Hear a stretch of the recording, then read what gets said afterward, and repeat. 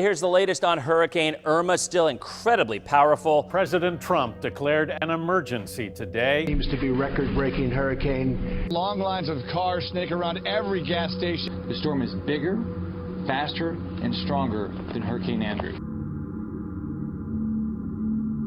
With the most powerful hurricane in the history of the Atlantic barreling towards Miami, I grabbed my camera and booked the first flight out to my hometown. We woke up early to start getting ready and start nailing in the shutters on the windows. It was a beautiful morning. No one could ever guess a Category 4 hurricane was heading directly towards us. Every hardware store was sold out of the basic tools necessary to put up shutters and seal people's homes. Not even the nails we needed were in stock. Most locals had already finished boarding up their homes and had evacuated the area. But my parents decided to stay. Well, super terrified and scared that it was going to be a Category 5 and that we were going to lose our roof and our home and that it was going to be utter devastation.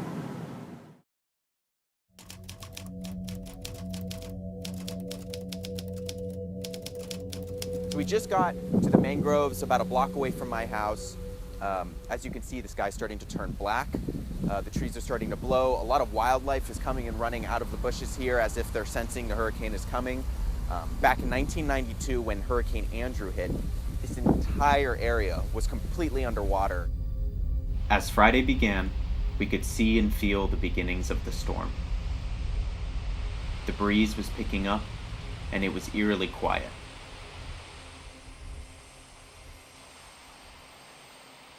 There were no birds, no crickets, just the sound of frogs calling out to one another, as if to warn each other something was coming. We are supposed to miss the hurricane force winds, most likely.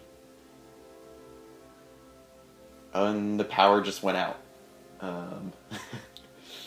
After we lost electricity, I went to investigate where the power lines went down. When I found the down line, a police officer had already arrived to survey the scene. My biggest advice is if you know a storm's coming, particularly something unpredictable like a hurricane, get out. Get out, go somewhere else, drive in the opposite direction of the storm if you can. Here.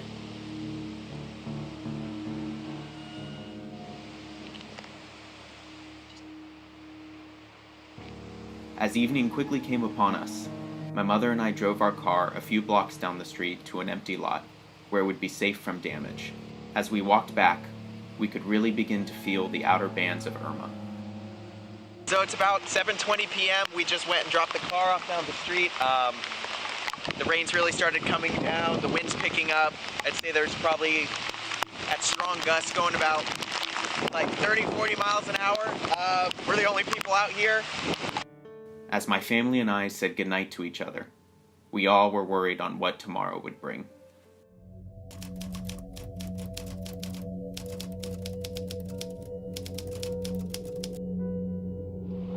I awoke to the sound of howling wind and rain pounding against my window.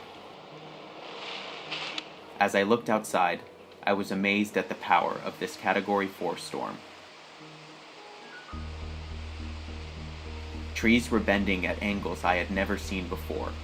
Giant branches and trees littered our yard and street, and debris was flying everywhere. With sustained winds in Miami-Dade at 80 miles per hour and gusts reaching up to 100 miles per hour. We were lucky. Just a couple miles south of us, the Florida Keys were getting pounded by 130 mile per hour sustained winds and gusts up to 140 miles per hour.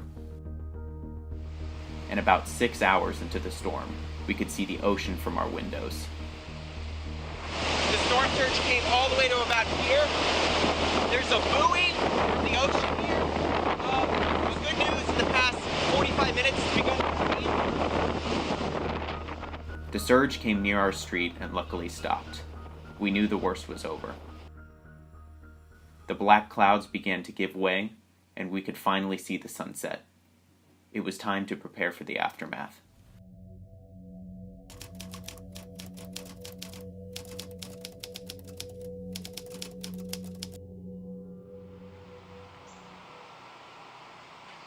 Irma was gone, and as I stepped outside, I thought a bomb had gone off. What was once my neighborhood was now a pile of debris. After a few hours of clearing our yard, we decided to drive around and see what Irma did to the rest of the local area.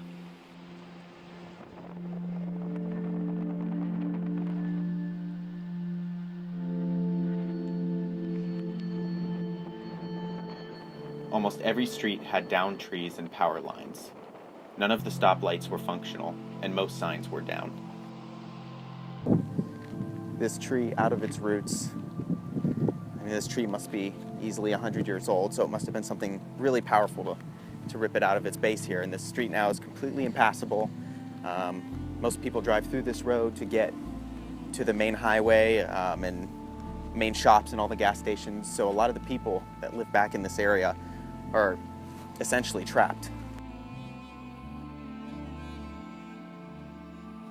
In total, 6.2 million homes were left without power, over 60% of the entire state. The storm caused up to $40 billion in damage, and at least 26 people have been declared dead. Hurricane Irma may have battered Florida and the Caribbean, but it didn't destroy their people's spirits. Like any natural disaster, humanity comes together in amazing ways to help one another in times of crisis. So, inconvenience without power, all of that, tremendous relief. So grateful. That it's not what we thought it was going to be.